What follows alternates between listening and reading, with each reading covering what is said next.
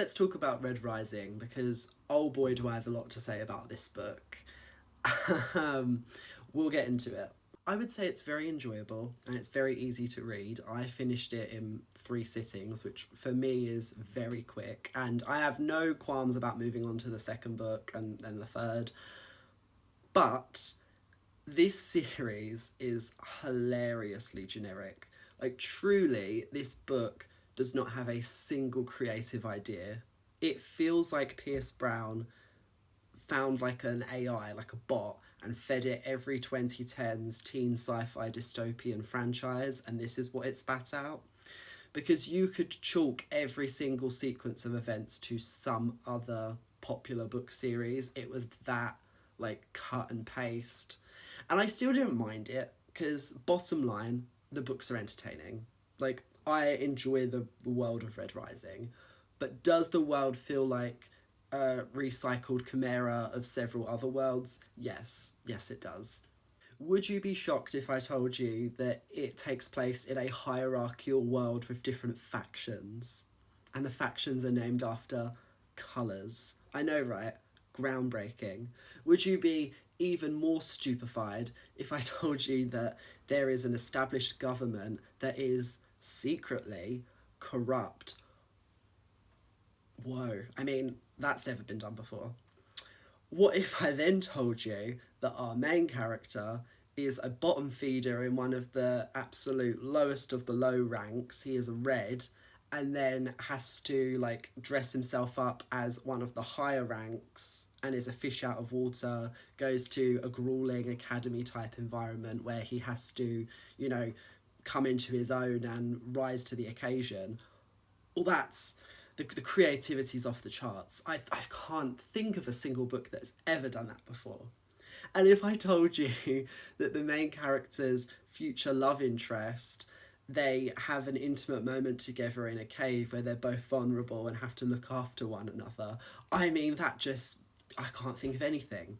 Does he put a salve on her burns? No, he doesn't. I don't think I would have found it as entertaining if the book didn't seem to think that the plot twists it were coming up with were these strokes of genius that myself as a reader was going to be like, wow, I never saw that coming, when I can think of 800 other books that have done that exact same thing.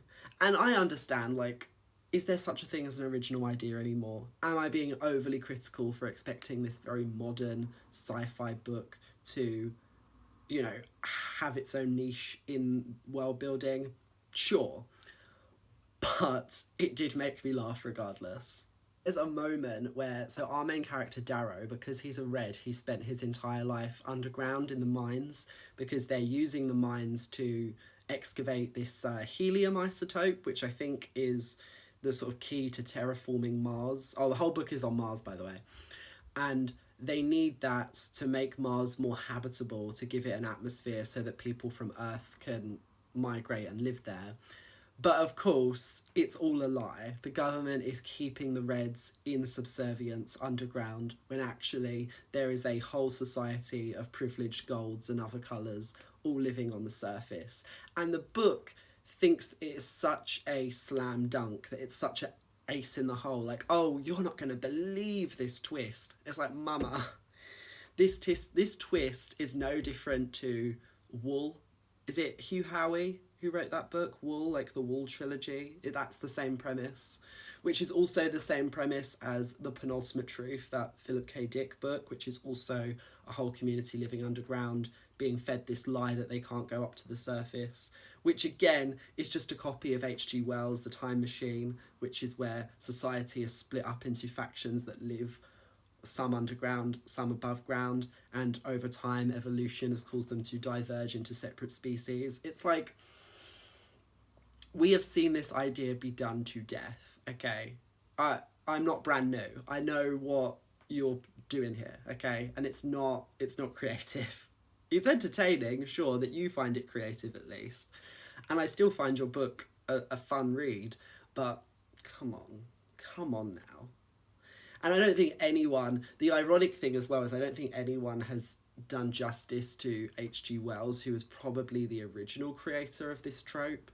You know, like I don't think any of these books rival The Time Machine. How could they?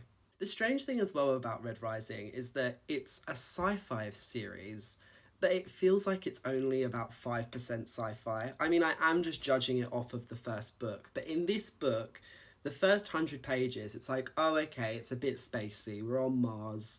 They're talking about the solar system, etc. But then the second Darrow goes to the academy, it turns into like a medieval style fantasy book where there's strategy and conquests and warring kingdoms, and it's not sci-fi in the slightest. And at that point, I honestly thought you could have rewritten this whole series and just made it a fantasy series. Like, they don't all need to live on different planets and moons. It could have just been different, like, parts of the same nation. You know, just make it like a Game of Thrones type. I mean, it's generic, but it already was without that. Like, the writing is nothing exceptional. So this could have just been medieval fantasy. Coming into this series, I had heard multiple people complain about the way that Pierce Brown depicts female characters, and I definitely see that in Red Rising. The book is very boys' club.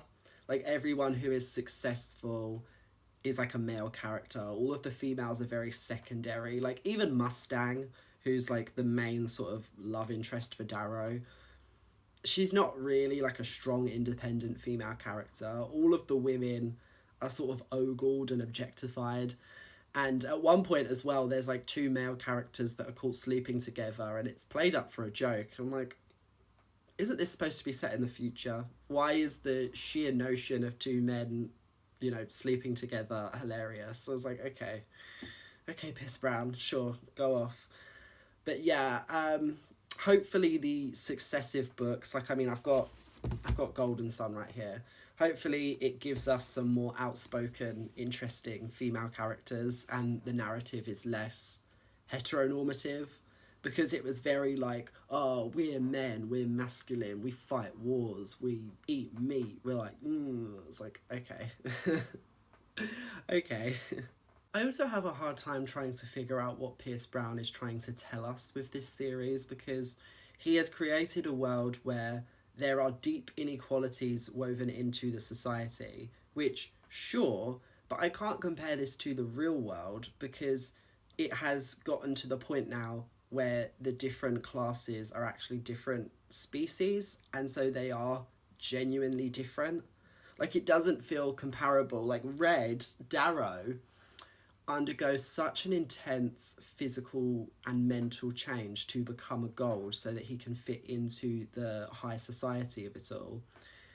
But he changes so much to the point where he practically has no sense of self and can barely even recognize himself in the mirror.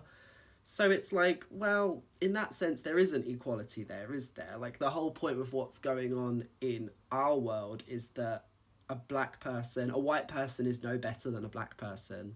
A straight person is no better than a queer person.